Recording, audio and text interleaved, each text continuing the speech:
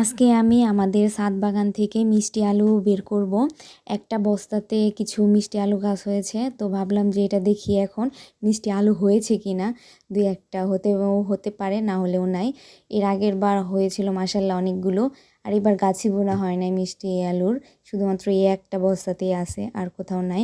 আরেকটা আছে বালতিতে লেবু গাছের গোড়ায়, কিন্তু ওটা তো লেবু গাছ আছে, এর জন্য বের করা যাবে না। এত করতেছি, মাটি সরাইতেছি, কোনো আলু নাই। ছোট্ট মোট্ট দুই তিনটা আলু আমরা পাচ্ছি।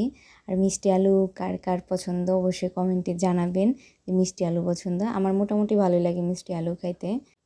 কারো যদি জানা থাকে ছাদে মিষ্টি আলু কীভাবে বুনলে ভালো হয়, অবশ্যই কমেন্টে জানিয়ে যাবেন, কিংবা ইনবক্সে নক দিয়ে জানিয়ে যাবেন যে মিষ্টি আলু এইভাবে বুনতে হয়।